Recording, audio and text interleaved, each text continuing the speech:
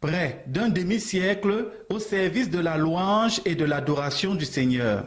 Les négros spirituels voient le jour en 1968 au sein du collège protestant de Ngaoundéré sous la houlette de son fondateur Éric Sanvik, alors principal pendant ces années. Elle sera rebaptisée vers les années 1975 sous le nom de la chorale Gospel Singers.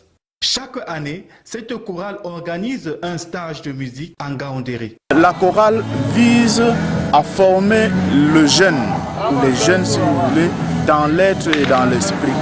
Dans l'être, c'est-à-dire, il faut fabriquer des leaders, des jeunes capables de prendre la relève demain. Et là, c'est un des objectifs prioritaires de ce stage. Sur le côté spirituel, nous formons également les jeunes dans la crainte de l'Éternel. La foi, grandir dans la foi. Et le thème qui sous-tend ce stage le démontre à souhait. Durant ce stage, les apprenants reçoivent des connaissances dans différents ateliers. La vocalise, la guitare, le piano, les techniques de son sont revisitées avec le concours des experts. Les œuvres que mène la chorale ne laissent pas indifférent le clergé.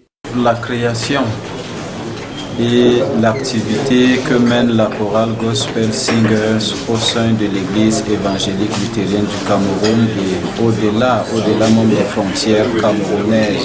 Pour nous, au sein de l'église évangélique luthérienne du Cameroun, constitue un puissant instrument que le Seigneur nous a accordé. C'est un grand don dans le domaine spécifique du ministère de la louange. Nous sortons comme ça d'un stage d'une quinzaine de jours, stage qui s'est très bien déroulé, et c'est l'occasion pour moi de féliciter ces choristes, de féliciter ces enfants pour leur dévouement, leur engagement dans le ministère auquel ils sont venus rejoindre leurs aînés, leurs parents. Les vacances sont les moments idoines pour les jeunes d'apprendre autre chose que les études académiques.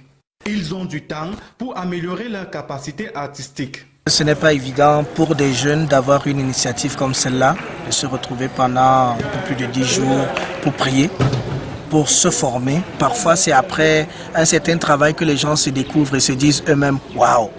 Et moi, je pense que j'ai été, dès le premier contact, touché par la volonté d'apprendre que ces jeunes avaient, par leur réceptivité, leur ouverture à tous les conseils qu'on leur prodigue et surtout à leur humilité. Et je pense que ce sont des leaders qu'on a comme ça en graines et qu'il faut maintenant arroser, il faut entourer leur formation, il faut les accompagner pour que ce qu'ils apprennent aujourd'hui ne puisse pas être un souvenir de jeunesse, mais que cela puisse constituer leur personnalité d'adulte. La chorale Gospel Singers, à 48 ans bien sonnés, entend apporter sa modeste contribution dans l'encadrement musical de la jeunesse camerounaise pour une relève compétitive. Les stages accueillent des jeunes âgés de 12 à 27 ans, tous passionnés de musique. C'est également le moment de remercier et d'encourager les parents.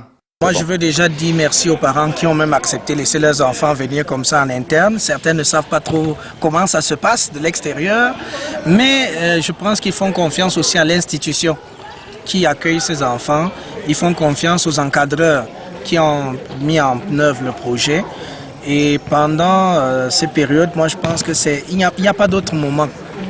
Il n'y en aura d'ailleurs pas d'autres parce que tout au long de l'année, le calendrier des activités au Cameroun est tellement surchargé. Déjà 14 albums sur le marché discographique et de multiples voyages d'évangélisation sur l'étendue du territoire national et même à l'international. Fort de ce parcours spirituel élogieux, la chorale Gospel Singers prépare la célébration de ses 50 ans d'existence avec un répertoire bien garni et une réputation bien établie.